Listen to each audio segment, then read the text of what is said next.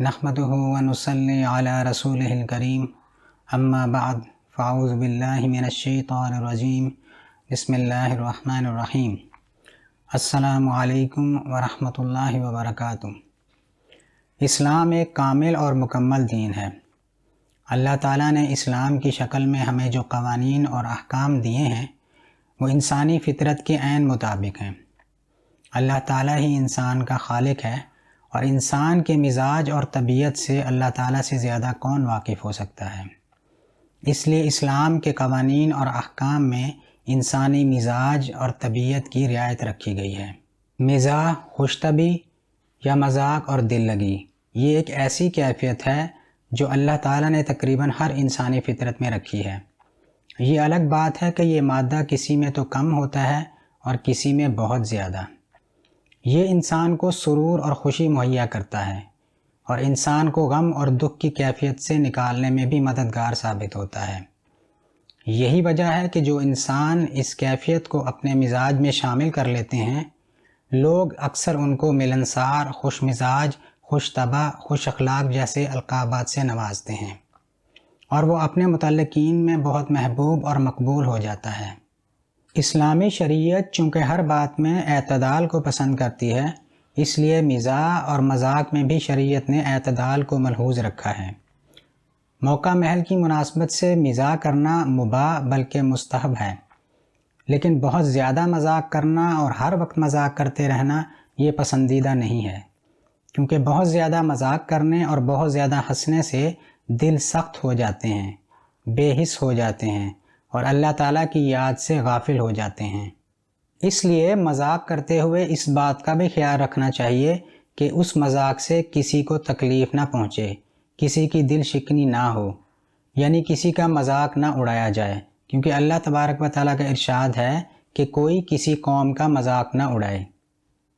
اور مذاق میں جھوٹ شامل نہ ہو، یعنی مذاق میں بھی سچ بولنا چاہیے۔ صحابہ کرام رضوان اللہ تعالیٰ علیہم اجمعین نے عرض کیا، اے اللہ کے رسول، کیا آپ ہمارے ساتھ بھی دل لگی فرماتے ہیں؟ حضور اکرم صلی اللہ علیہ وسلم نے جواب فرمایا، میں تو صرف حق بات کہتا ہوں، یعنی اگر میں تم سے مزاح اور دل لگی بھی کرتا ہوں تو وہ بھی حق بات ہوتی ہے، اس میں جھوٹ کا عنصر شامل نہیں ہوتا۔ اب حضور اقدس صلی اللہ علیہ وسلم کے مزاح کے کچھ واقعات سنتے ہیں تاکہ ہمیں مزاح کا سنت طریقہ معلوم ہو اور یہ فطری جذبہ بھی دوسرے فطری جذبوں کی طرح عبادت بن جائے۔ حضرت انس رضی اللہ تعالیٰ عنہ سے مروی ہے کہ ایک دفعہ ایک آدمی حضور اقدس صلی اللہ علیہ وسلم کی خدمت میں حاضر ہوا اور سواری کے لیے اونٹ مانگا۔ آپ صلی اللہ علیہ وسلم نے ارشاد فرمایا کہ میں تمہیں اونٹنی کا بچہ دوں گا۔ یہ سن کر اس شخص نے کہا کہ میں اونٹنی کے بچے کو کیا کروں گا، یعنی میں سواری کے لیے اونٹ مانگ رہا ہوں اور اونٹنی کا بچہ سواری کے قابل نہیں ہوتا۔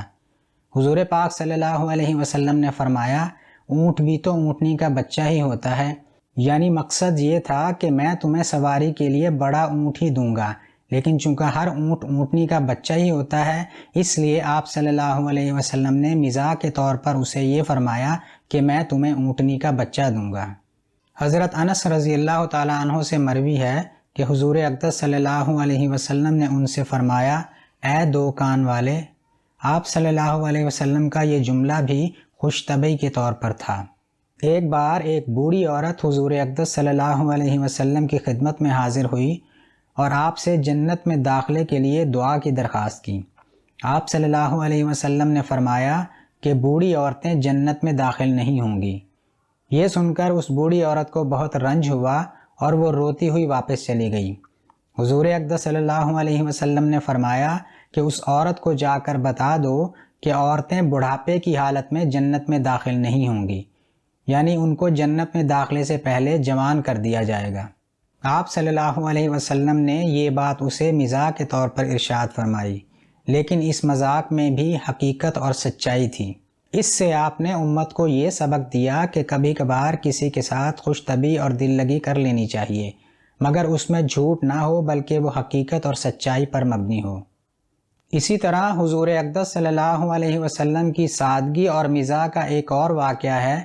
حضرت انس رضی اللہ تعالیٰ عنہ فرماتے ہیں کہ ایک بدوی ظاہر بن حرام حضور اقدس صلی اللہ علیہ وسلم کے پاس آتے تھے اور دیہات سے آپ صلی اللہ علیہ وسلم کے پاس کچھ دیہاتی تحفے لایا کرتے تھے۔ حضور اقدس صلی اللہ علیہ وسلم بھی ان کو واپس جاتے ہوئے شہر کے تحفے دیا کرتے تھے۔ حضور اکرم صلی اللہ علیہ وسلم ظاہر سے بہت محبت فرماتے تھے۔ آپ فرمایا کرتے تھے کہ ظاہر ہمارا دیہاتی ہے اور ہم اس کے شہری ہیں۔ ویسے ظاہر بدصورت تھے۔ ایک بار حضور اکرم صلی اللہ علیہ وسلم بازار تشریف لے گئے تو آپ نے ظاہر کو کچھ فروخت کرتے ہوئے پایا۔ آپ صلی اللہ علیہ وسلم اس کے پیچھے گئے اور اس کو اپنے ساتھ پیچھے سے اس طرح چمٹا لیا کہ اپنے ہاتھ اس کی بغلوں کے نیچے سے گزار کر اس کی آنکھوں پر رکھ لیے تاکہ وہ آپ کو پہچان نہ پائے۔ وہ پریشان ہوئے اور کہا کون ہے، چھوڑو مجھے۔ جب اسی کوشش میں انہوں نے مڑ کر دیکھا تو حضور اقدس صلی اللہ علیہ وسلم کو پہچان لیا۔ پھر اس نے اپنی پیٹھ کو مزید حضور پاک صلی اللہ علیہ وسلم کی چھاتی مبارک کے قریب کیا اور ساتھ چپکانے لگا تاکہ حضور اقدس صلی اللہ علیہ وسلم کے لمس مبارک کی برکات حاصل کرے۔ اسی دوران حضور اقدس صلی اللہ علیہ وسلم نے آواز لگائی کہ اس غلام کو کون خریدے گا؟ ظاہر نے کہا کہ اے اللہ کے رسول، آپ مجھے کھوٹا سکہ پائیں گے۔ حضور اقدس صلی اللہ علیہ وسلم نے فرمایا مگر اللہ کے نزدیک تم قیمتی ہو۔ ایک بار ایک انصاری صحابیہ حضور اکرم صلی اللہ علیہ وسلم کی خدمت میں حاضر تھیں۔ آپ صلی اللہ علیہ وسلم نے اس سے فرمایا کہ جا جلدی جا، تیرے خامد کی آنکھوں میں سفیدی ہے۔ یہ سن کر وہ گھبرا گئی اور جلدی سے اپنے خامد کی طرف بھاگی۔ اس کے خامد نے جب اس کو اس طرح گھبرائے ہوئے دیکھا تو کہا کیا بات ہے جو اتنی گھبرائی ہوئی دوڑی چلی آ رہی ہو؟ اس نے کہا کہ میرے نبی صلی اللہ علیہ وسلم نے مجھے خبر دی ہے کہ تمہاری آنکھوں میں سفیدی ہے۔ اس کے خامد نے کہا ہاں سفیدی ہے مگر سیاہی بھی تو ہے۔ یہ سن کر اس کو اندازہ ہوا کہ حضور اکرم صلی اللہ علیہ وسلم نے اسے یہ بات مزاح کے طور پر فرمائی تھی۔ اس پر اسے خوشی اور فخر محسوس ہوا کہ حضور اقدس صلی اللہ علیہ وسلم نے اس سے مزاح فرمایا ہے۔ حضرت عوف بن مالک رضی اللہ تعالیٰ عنہ فرماتے ہیں کہ غزوہ تبوک کے دوران میں حضور پاک صلی اللہ علیہ وسلم کی خدمت میں حاضر ہوا۔ آپ صلی اللہ علیہ وسلم اس وقت ایک چمڑے کے خیمے میں تشریف فرما تھے۔ میں نے آپ صلی اللہ علیہ وسلم کو سلام کیا اور اندر آنے کی اجازت چاہی۔ آپ صلی اللہ علیہ وسلم نے فرمایا کہ اندر آ جاؤ۔ میں نے بطور مزاح کے کہا کہ اے اللہ کے رسول، کیا میں پورا اندر داخل ہو جاؤں؟ آپ صلی اللہ علیہ وسلم نے فرمایا ہاں پورے اندر داخل ہو جاؤ۔ اس حدیث سے پتہ چلتا ہے کہ صحابہ کرام رضی اللہ تعالیٰ عنہم بھی حضور پاک صلی اللہ علیہ وسلم سے بے تکلف تھے اور مزاح کر لیا کرتے تھے۔ اس کے علاوہ بھی حضور اقدس صلی اللہ علیہ وسلم کے مزاح کے بہت سے واقعات احادیث کی کتب میں مذکور ہیں، جن سے پتہ چلتا ہے کہ مزاح سنت ہے، مستحب ہے۔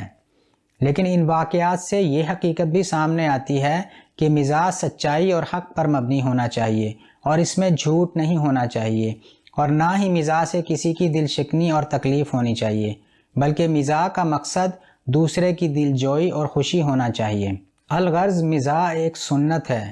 جو لوگ اسے اپنے وقار اور شان کے خلاف سمجھتے ہیں وہ غلطی پر ہیں، کیونکہ جب یہ شان نبوت کے خلاف نہیں، شان صحابیت کے خلاف نہیں، شان ولایت کے خلاف نہیں، تو ہماری شان کے خلاف کیسے ہو سکتا ہے؟ مگر اس چیز کا دھیان رہے کہ مذاق کرتے ہوئے کسی کی دل آزاری نہ ہو اور کسی کو تکلیف نہ پہنچے۔ اللہ تعالی ہمیں ہر معاملے میں اتباع سنت کی توفیق عطا فرمائے۔ السلام علیکم ورحمۃ اللہ وبرکاتہ۔